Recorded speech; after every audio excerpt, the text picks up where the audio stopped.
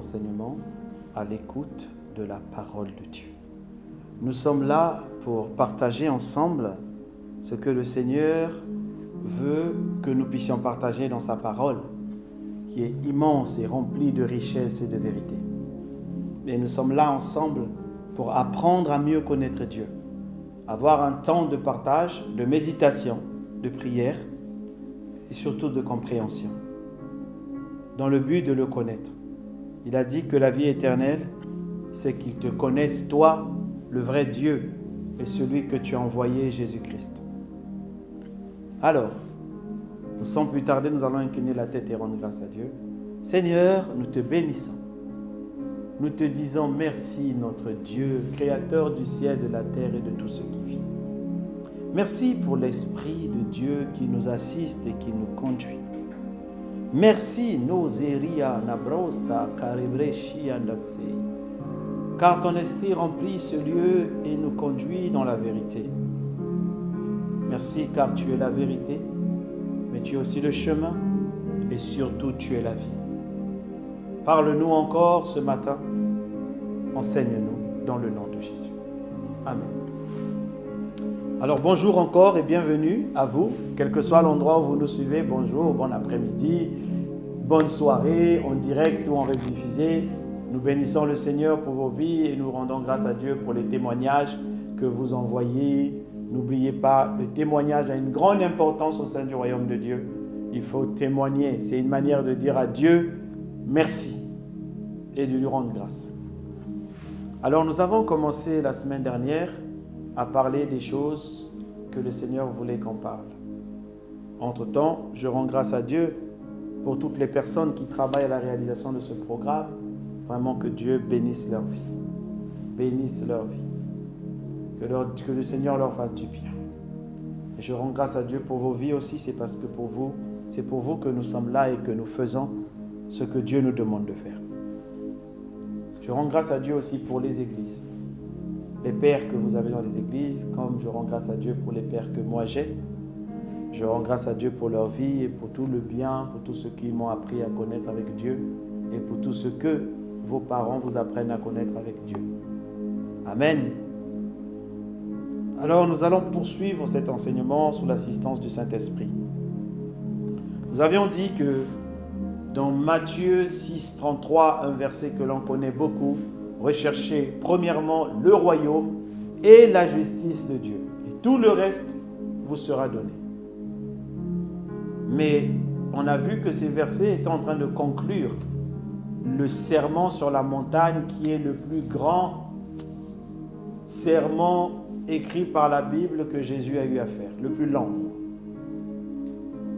Et il y a des vérités profondes, des vérités importantes.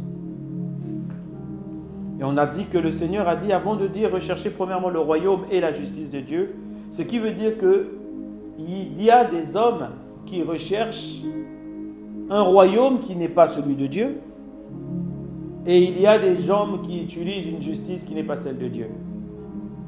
Et parmi ces hommes, il y avait là assis avec lui des Juifs, des pharisiens, des scribes certainement, qui écoutaient l'enseignement. Des gens que nous appelons les gens de loi, ceux qui ont écrit la loi, ceux qui ont pris la loi de Moïse et qui étaient fiers de cette loi. Et le Seigneur a commencé donc par expliquer les bonnes attitudes au sein du royaume de Dieu. Mais surtout, après avoir encouragé, il a dit, vous êtes la lumière du monde. Vous êtes la lumière de ce système que le diable a mis en place afin d'éclairer les autres. Mais vous êtes aussi le sel. Le sel donne de la saveur. Mais à cette époque, dans la Bible, le sel, comme vous le savez jusqu'à aujourd'hui, ne donne pas seulement la saveur. Le sel permet de conserver certains aliments. Et là-bas, c'était une région de pêcheurs. Donc, ils conservaient beaucoup le poisson en le transformant en ce que nous appelons chez nous en poisson salé, ou encore en Europe, il y a un nom pour ça, la morue. Alors, le sel avait aussi cette capacité de conserver. Donc, quand le Seigneur, en disant, vous êtes le sel de la terre, il vous dit, vous avez le droit et la capacité, le devoir plutôt, de conserver la terre comme Dieu la veut, afin que son règne vienne. Vous ne devez pas ressembler à tout ce qu'il y a. Vous ne devez pas faire comme tout ce qu'il y a, parce que vous êtes le sel. Vous ne devez pas avoir l'attitude des autres. Vous devez accepter d'être différent. Et par là, il commence à dire que pour le faire, vous devez avoir une justice qui est plus grande que celle qu'il y a. Et il rentre dans une comparaison de justice. Une comparaison entre ce qui est vraiment juste de Dieu, ce qui est attendu, et ce qui est juste de la loi. Et nous avons vu qu'il a dit, il vous a été dit, par exemple, tu ne tueras point. Et il a expliqué que même se mettre en colère avec son frère, ce n'était pas bon. Il a dit, tu ne commettras point d'adultère. Il a expliqué derrière que la base, c'était le pardon qu'il fallait. Il a dit, si ta main gauche ou si ta main droite est pour toi l'occasion de chute, en expliquant, nous avons parlé de positions, de tes capacités qui te mènent dans l'orgueil. Laisse ça. Quitte cette position. Il a expliqué concernant le pardon de l'adultère. Parce qu'au plus profond, plus tard, il dit, il n'était pas ainsi au commencement qu'on puisse répudier l'un ou l'autre, mais c'était une question de fidélité et du pardon. Il est revenu, il a dit, tu ne te parjureras point. Mais puis il est revenu en parlant, si ton œil est pour toi une occasion de chute, arrache-le. Et c'est là où nous avons terminé en disant que le œil pour œil, dent pour dent n'existe pas. Que c'est l'amour qui couvre une multitude de choses. Il n'y a pas de vengeance dans le royaume de Dieu. Il n'y a pas ça. La loi disait œil pour œil, dent pour dent. Le Seigneur vous dit, c'était simplement une fois de plus pour apaiser votre colère. On te dit, bon ok, venge-toi. Au moins quand tu te seras vengé, tu seras apaisé.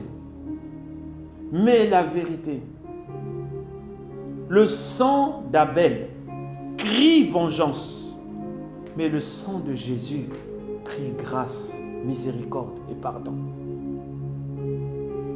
Le sang d'Abel dit venge-moi, mais le sang de Jésus dit pardonne-leur, car ils ne savent pas ce qu'ils font.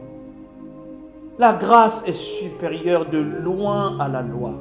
L'amour, c'est la plus grande chose qui puisse exister.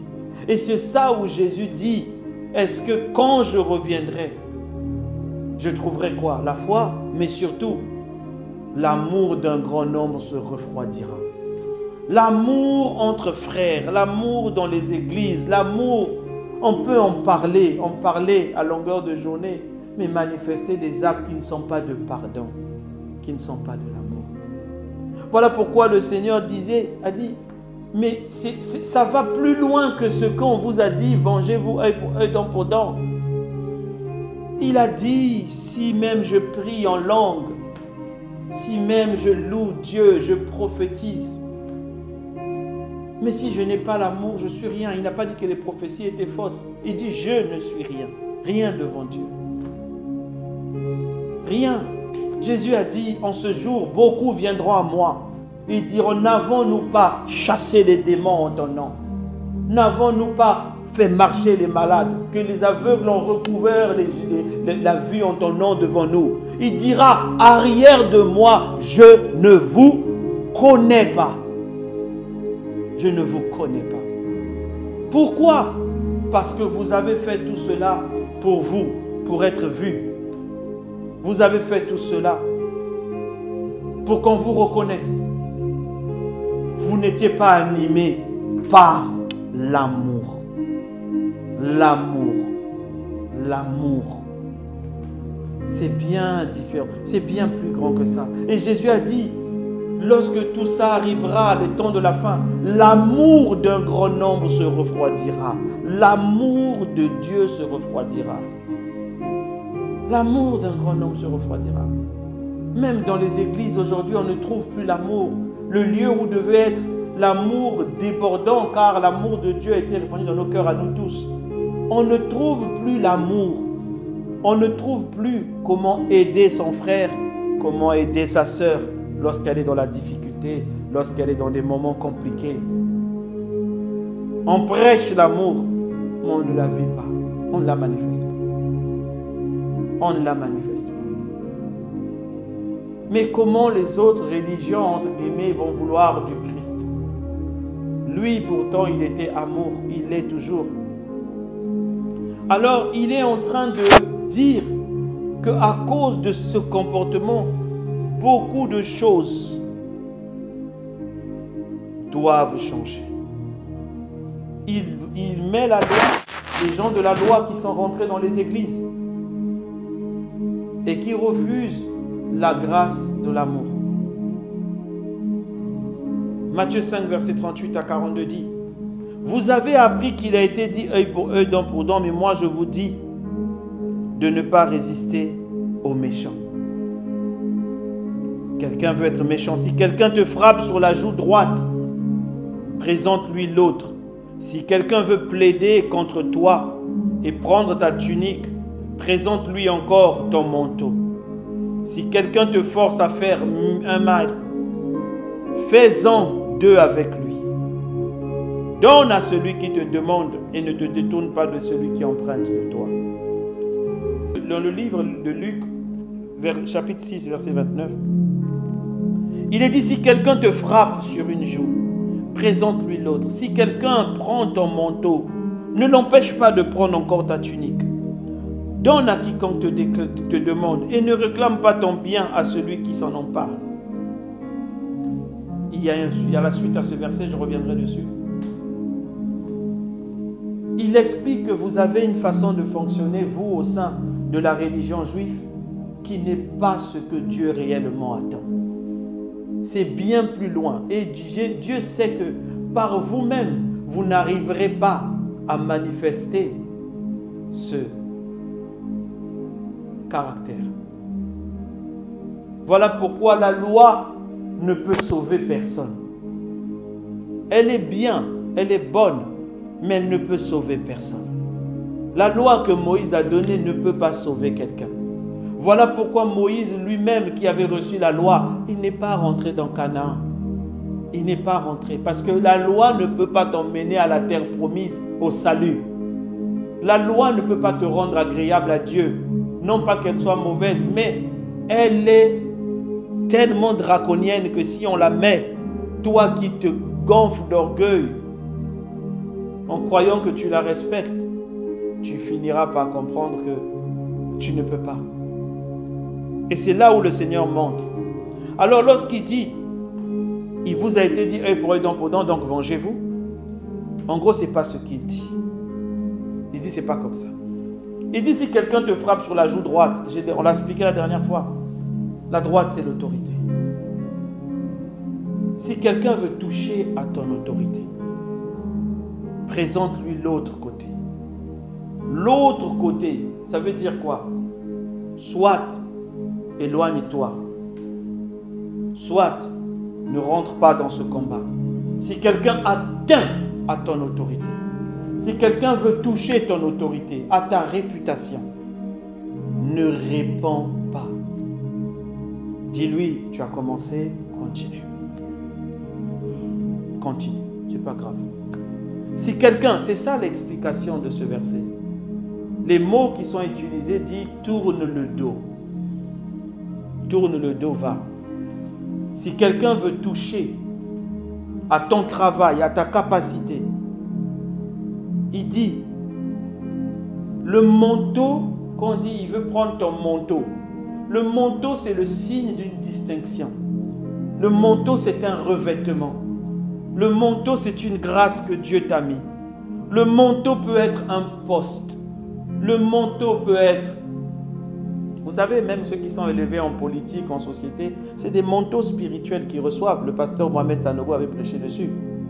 C'est des manteaux spirituels qu'ils reçoivent. Quand Jésus dit, si quelqu'un veut toucher à ton manteau, il veut toucher à l'autorité que Dieu t'a donnée. T'inquiète pas. Donne-lui le manteau. Et même s'il veut ta tunique qui est en dessous, donne-lui. Donne-lui. S'il veut te déshabiller, donne-lui. Ne te bats pas pour ça. Ne te bats pas parce que Dieu seul est dans le ciel. Dieu seul. Là où il y avait don pour don, tu m'as fait ça, je vais répondre. Je vais moi aussi faire ceci. Je vais moi aussi faire cela. Tu m'as accusé. Moi aussi je vais. Non, Dieu dit ne fais pas ça. Ne fais pas ça. Ne fais pas ça. Ne fais pas. Pourquoi? Parce que dans le verset de Luc 6, le verset 30 dit, bon, 29, si quelqu'un te frappe sur la joue, présente-lui l'autre. Si quelqu'un prend ton manteau, ne l'empêche pas de prendre ta tunique. Prends.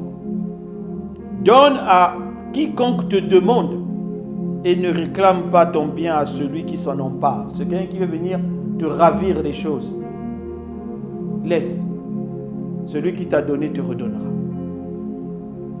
Ce qu'il termine en disant, ce que vous voulez que les hommes fassent pour vous, faites-le pour eux. La Bible dit, c'est ça la règle d'or. Tu ne veux pas qu'on te fasse ça. Tu ne supporteras pas qu'on te fasse ça à toi en tant que personne, à ta femme, à tes enfants, à ton travail, à ton business. Tu ne supporteras pas. Ne fais pas ça aux autres. Parce que quand tu fais œil pour œil, dent pour dent, ce qu'un homme a semé, il le moissonnera toujours. Qui n'a pas besoin de pardon? Dès que tu te lèves le matin, tu pêches.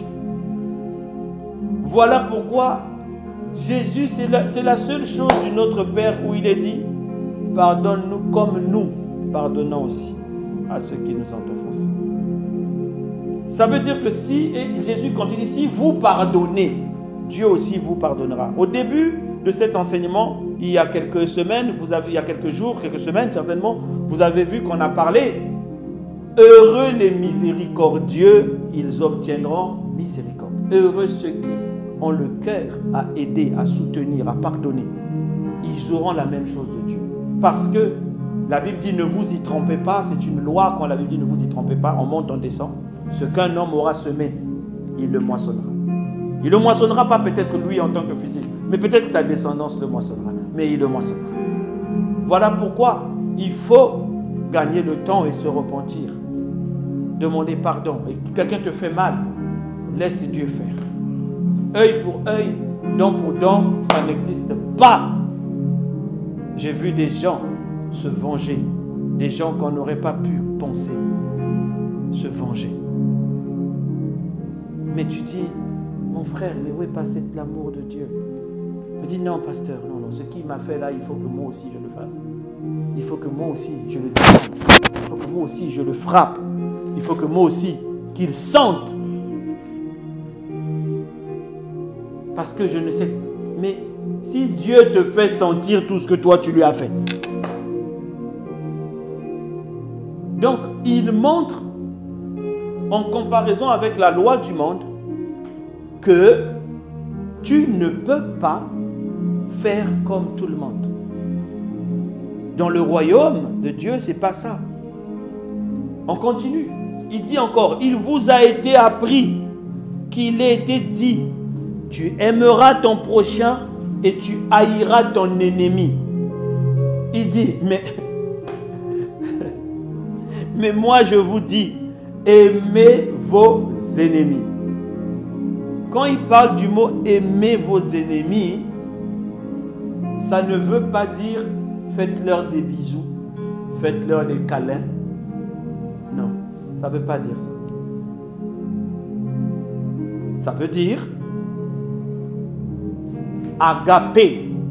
Numéro 1 d'agapé, 1 Corinthiens 13, verset 4, on définit l'agapé. Numéro 1, c'est l'amour pardonne. L'amour supporte une multitude de fautes.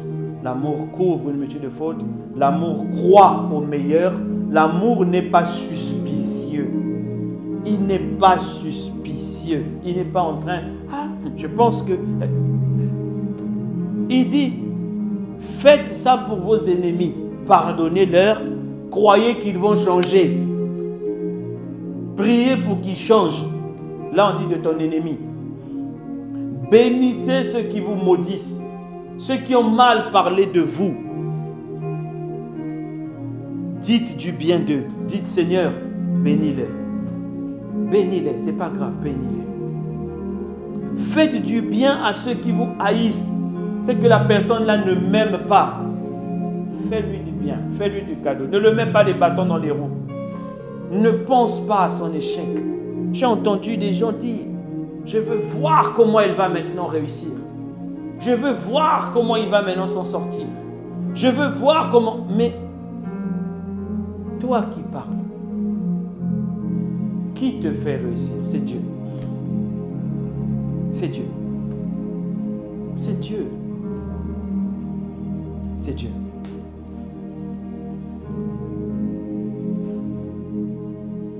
Il dit, priez pour ceux qui vous maltraitent et vous persécutent. Priez pour eux. C'est vrai qu'on pense que c'est plus facile de prier pour les gens qu'on aime. Parce que, ah non, j'aime bien le frère intel, j'aime bien la sœur intel, j'aime bien le pasteur X ou quoi. Je veux prier pour lui. Non, priez pour ceux qui vous persécutent, ceux qui vous font mal, ceux qui vous font souffrir. Priez pour eux. Priez que Dieu les change, priez que Dieu les touche, priez que Dieu les transforme. Priez, dites Seigneur. Dieu m'avait dit une chose. À l'époque, j'avais fait une formation concernant la prière de libération, l'entretien de restauration de l'âme, les choses de l'âme, comment déceler les emprises. On avait fait ça à l'époque à l'église où j'étais. Et quand je suis allé méditer sur ça, j'ai médité sur l'influence démoniaque, l'activité démoniaque dans le monde. J'ai vu comment les démons oppressaient, attaquaient, bombardaient les chrétiens. Surtout plus ces chrétiens sont élevés, plus les assauts ne sont pas les mêmes, plus Dieu aussi les garde. Mais on a tous un cœur, on a tous une âme, on l'a déjà vu. Et puis le Seigneur m'a dit, ne dis jamais et ne dis plus jamais les hommes sont mauvais. Parce que je n'ai créé aucun homme mauvais. Même Lucifer n'était pas mauvais quand on l'a créé. Les circonstances ont fait que ces personnes deviennent mauvaises, méchantes, ingrates. Les circonstances. Alors quand tu pries pour quelqu'un de méchant, rappelle à Dieu que Seigneur, tu ne l'as pas créé méchant. Tu l'as créé bon. Toute chose que le Seigneur fait est une chose bonne. Alors prie pour ça. Il dit pourquoi? Parce que Dieu les regarde tous comme ses créatures. Il dit afin que vous soyez les fils de votre Père dans les cieux. Il ne dit pas les enfants, il dit les fils. Il ne dit pas les népios, qui veut dire bébé spirituel qui vient de naître. Il dit, il faut que vous redeveniez les fils, des youos. Technon youos. C'est-à-dire des gens qui peuvent hériter le royaume. Des gens sur qui on peut compter. Mais pour cela, vous devez apprendre à être différent, à prier pour ceux qui vous font du mal. Il dit, si vous aimez seulement ceux qui vous aiment, quelle récompense méritez-vous? Les publicains, les païens aussi font la même chose. Tout le monde aime les gens qui nous aiment.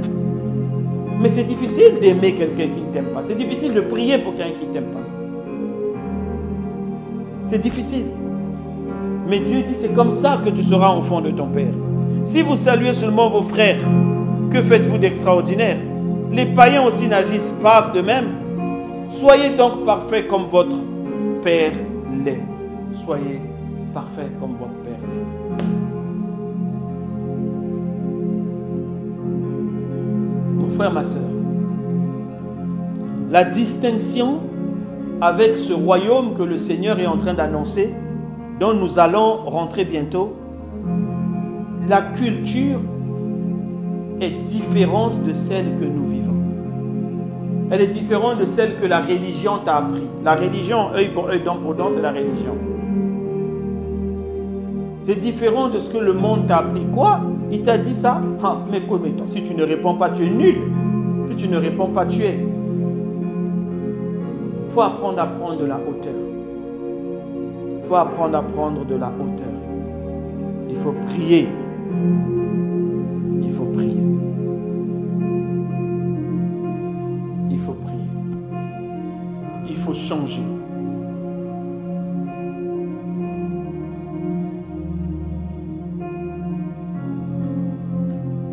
C'est ainsi que Dieu sera fier de nous. Donc il est en train d'expliquer à ces pharisiens et à ces juifs qui sont là que vous avez une loi certes, mais vous ne la comprenez même pas. Parce que si vous la comprenez réellement, vous comprenez que ce qu'on vous demande là, prier pour ton ennemi, tu ne peux pas le faire si le Saint-Esprit ne t'aide pas. Tu ne peux pas le faire. On est des êtres humains. On est des êtres humains. On a une fierté. Mais tu ne peux pas faire ce que Dieu te dit là si le Saint-Esprit ne t'aide pas. Alors, il est en train de montrer que votre justice, elle est petite. Voilà pourquoi il a dit, si votre justice ne surpasse pas celle des scribes, celle de la loi, si votre façon de faire les choses n'est pas au-dessus de ça, ça ne sert à rien. Cela ne sert à rien, à rien, à rien. À rien.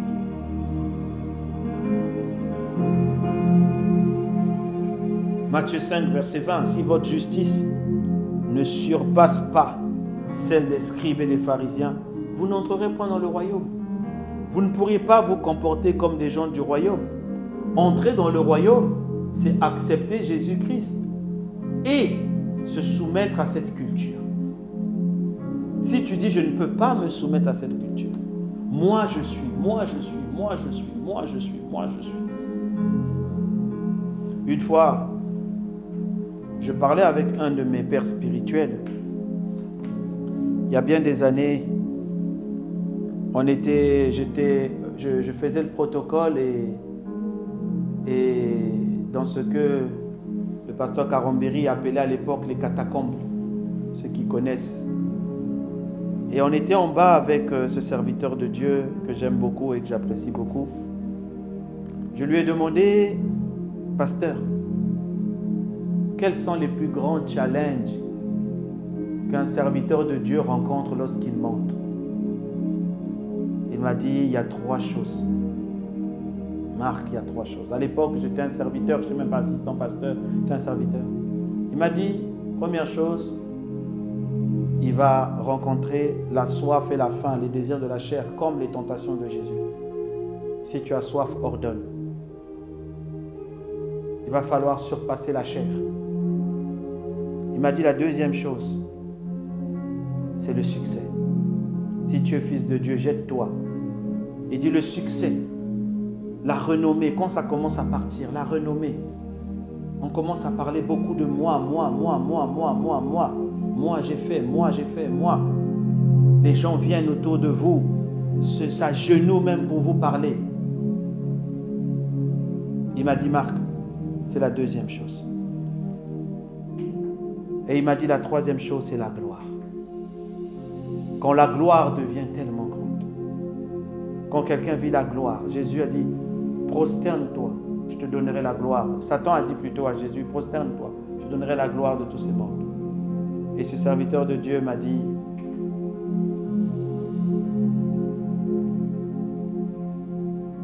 la gloire, Marc, elle fait perdre beaucoup d'hommes de Dieu.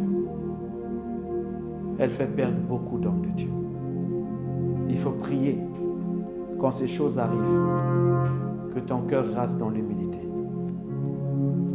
J'avais retenu cela depuis 2006 peut-être. C'est un enseignement qui est resté dans ma tête.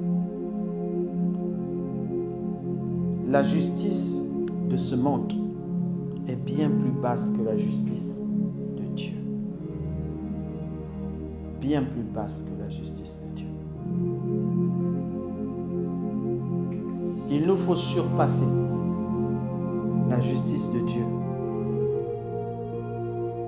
Laisser les choses que ce monde veut nous enseigner pour comprendre que la justice de Dieu est plus grande et que ça ne va pas avec nos capacités.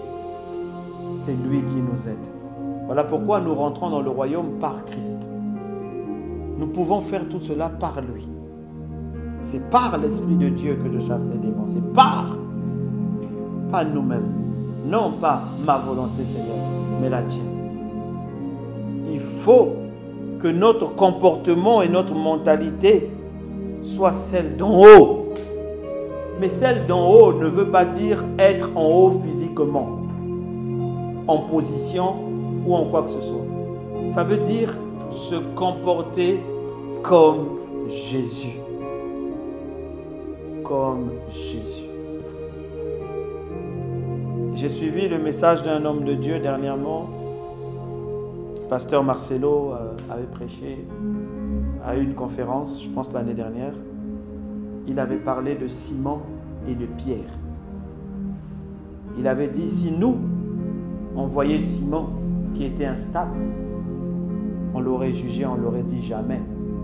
Jusqu'à la dernière minute, Simon était instable, il a renié Jésus. Jusqu'à la dernière minute. Même quand on est venu lui dire que Jésus est ressuscité, Simon a douté.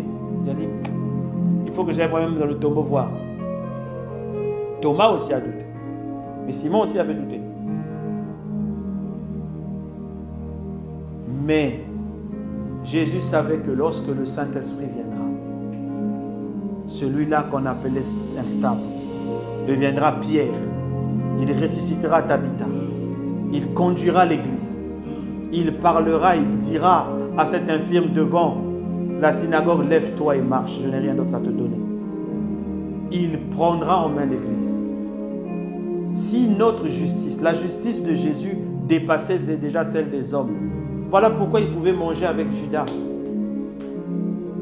Sans même dire à ses frères, vous savez que lui là, c'est Judas. Il a dit, on lui a posé la question, qui va te trahir? Il ne devait même pas répondre. Il n'y avait que lui. Il a dit, celui qui mettra son pain avec moi. Je ne sais pas aussi qu'est-ce qui a poussé Judas à faire ça.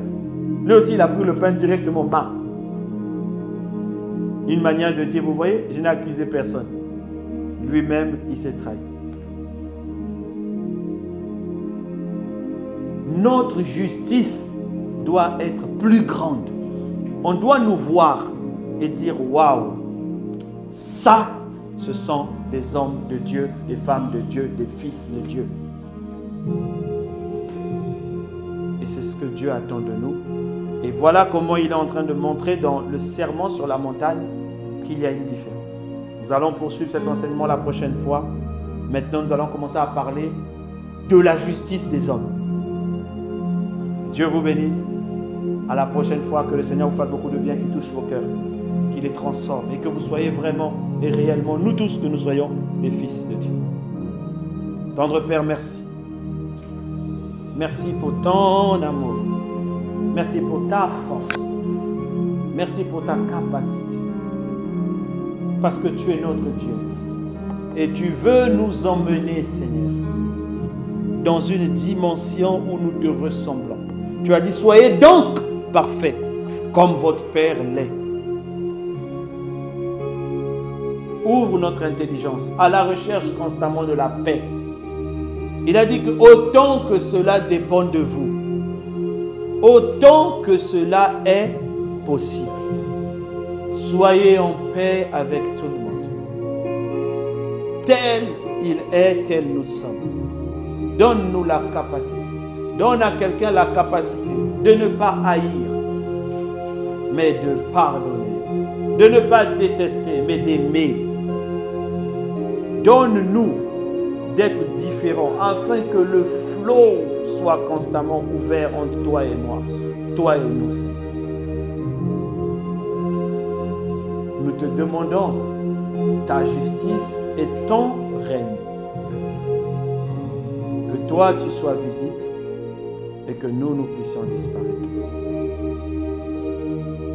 À Jésus-Christ seul la gloire, à Jésus-Christ seul l'honneur.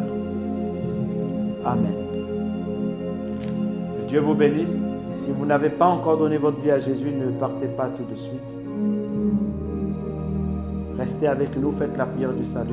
C'est le premier pas pour entrer dans le royaume. Nous nous voyons à la prochaine séance.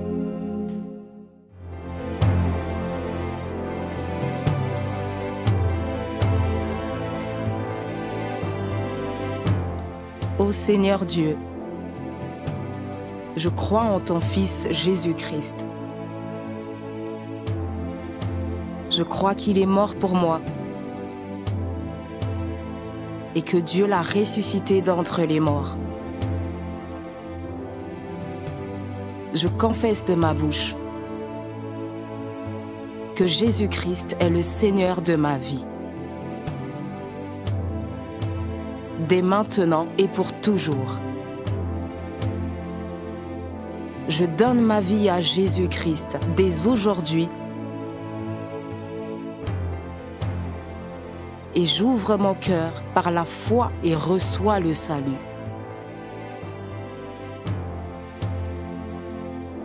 Je reçois maintenant la vie éternelle dans mon esprit. Merci Seigneur d'écouter ma prière. Mes péchés ont été lavés par le sang de Jésus.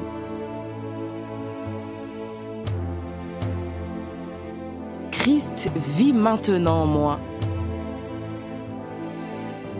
Et je suis libre. Je suis sauvé. Je suis né de nouveau. Et dès aujourd'hui, je marche en ayant conscience de ma nouvelle vie en Jésus-Christ. Amen.